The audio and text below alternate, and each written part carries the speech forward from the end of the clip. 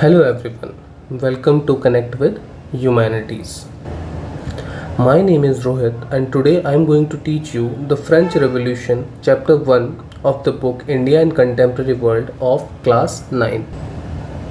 इस चैप्टर के अंदर हम हमारे पहले पार्ट से शुरू कर रहे हैं जो कि एक इंट्रोडक्शन होगा फ्रेंच रिवॉल्यूशन का.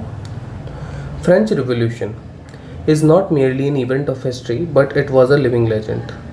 Most of the historians has opined that it was not just an event of history but it was a living legend. मतलब कि जस्ट एक ये थोड़ा सा पार्ट नहीं था हिस्ट्री का, ये एक लिविंग लेजेंड था जो कि कंटिन्यूस चलता रहा और थ्रू आउट फ्रांस और इन द वर्ल्ड चेंजेस लाता रहा. सो स्टूडेंट्स, हमारी जो टीचिंग मैथडोलॉजी है वो ऐसी रहेगी कि मैं आपको पेज बाय पेज पढ़ाऊँगा. इसके अंदर मैं पहले पेज की कुछ रीडिंग्स लूँगा और उसके जो कॉन्टेक्स्ट के अंदर जो भी पैराग्राफ आपको दिया गया उसे मैं आपको समझाने की पूरी कोशिश करूँगा. Okay, when we start with the page 1. The French revolution. On the morning of 14 July 1789 the city of Paris was in a state of alarm. The king had commanded the troops to move into the city. Rumors spread that he would soon order the army to open fire upon the citizens. Some 7,000 men and women gathered in front of the town hall and decided to form a people's militia. They broke into a number of government buildings in search of arms. Finally, a group of several hundred people marched towards the eastern part of the city and stormed the fortress prison Bastille, where they hoped to find hoarded ammunition. In this armed fight that followed, the commander of the Bastille was killed and the prisoners released, though there were only 7 of them. Yet the Bastille was hated by all because it stood for the despotic power of the king. The fortress was demolished and its stone fragments were sold in the market to all of those who wished to keep a souvenir of this destruction. The days that followed saw more rioting both in Paris and countryside. Most people were protesting against the high prices of bread. Much later, when historians look back upon this time, they saw it as a beginning of a chain of events that ultimately led to the execution of the King of France. Though most of the people in time did not anticipate this outcome. How and why did this happen? So यहाँ हम समझेंगे the event of the date 14 July 1789.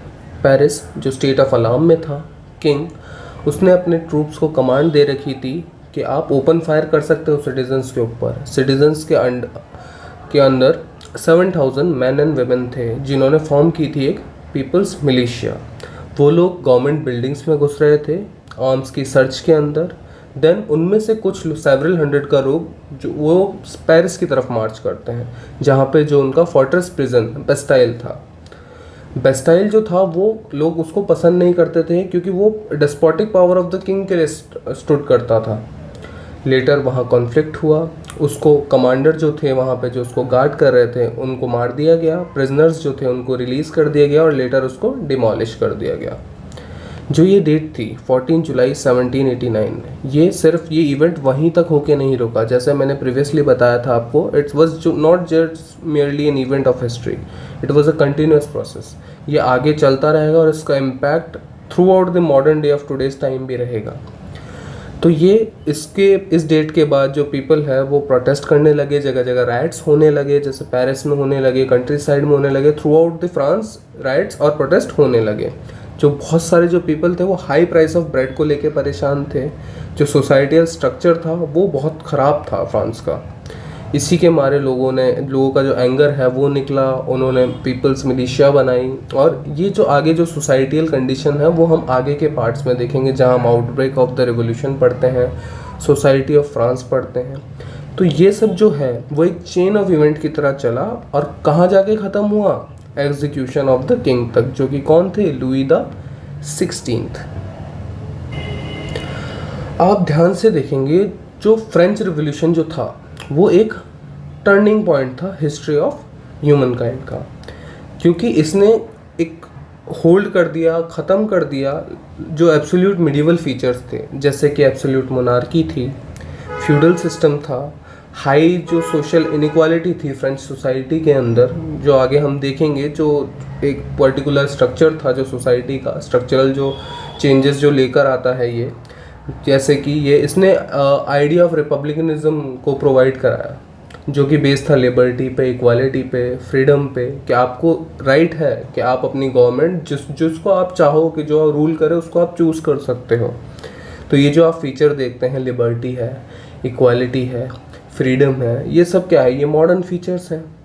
तो French revolution is mark of beginning of modern age, और इसका influence सिर्फ France तक नहीं था, इसका इन्फ्लुएंस रहा है थ्रू आउट द वर्ल्ड। और जो इक्वालिटी है, फ्रीडम है, लिबर्टी है, जो ऐसे जो नोशंस हैं जो आज हम जिनको फॉर ग्रांटेड ले जाते हैं, ये जो हैं वो यहीं से इमर्ज करते हुए आए। आप देखोगे जो इसका इन्फ्लुएंस रहा है वो वर्ल्ड में इतना रहा है कि हमारे खुद के इंडियन कॉन्स्टिट्यूशन के प्रीएम्बल तक के अंदर हम इक्वालिटी और लिबर्टी को देखते हैं। जैसे कि हम देखते हैं सोशल इक्वालिटी, पॉलिटिकल इक्वालिटी जो है हमारा प्रीएम्बल हमें स्टेट करता है। There is liberty of thought, belief, expression, faith and worship, जो हम आज देखते हैं। तो फ्रेंच रिवॉल्यूशन जो है वो काफ़ी इम्पॉर्टेंट इवेंट रहा है हिस्ट्री के अंदर। अब इस पार्ट में हम बस एक इंट्रोडक्शन स्टेटमेंट कवर कर रहे हैं। इसके अलावा हम इसका सेकंड पार्ट भी बनाएंगे जिसके अंदर हम आउटब्रेक ऑफ द मूवमेंट को, रेवोल्यूशन को देखेंगे। उसके अलावा हम जो है वो फ्रेंच सोसाइटी को अंडरस्टैंड करेंगे, जो वेरियस फिलोसोफर्स थे, उनकी ओपिनियन, जो उन्होंने कंट्रीब्यूट किया, फिलोसोफर्स थे जिन्होंने और जो है एक बेस प्रोवाइड किया, फिलोसॉफिकल बेस प्रोवाइड किया, उसके बारे में जानेंगे। जो और नेपोलियन आया, अराइवल ऑफ नेपोलियन, जो भी उन्होंने सिस्टम क्रिएट किया वो उसके बारे में हम आगे पढ़ेंगे। That's it for this part guys. अगर आपको ये पसंद आया हो तो आप हमें कमेंट में फीडबैक ज़रूर प्रोवाइड कराएं, और अगर कोई आप अलग से सजेशन देना चाहते हो कि इसमें मैं और कोई इम्प्रूवमेंट ला सकता हूँ तो आप वो भी हमें बता सकते हैं। और अगर ऐसे ही कुछ इंटरेस्टिंग आपको वीडियोस अच्छे लगते हों ह्यूमैनिटीज़ के लिए तो आप हमारे चैनल को सब्सक्राइब कर सकते हैं। हमारा ये खुद का बस एक छोटा सा एफर्ट है आपकी लर्निंग को और इजी बनाने के लिए। Thank you very much for today. Thank you.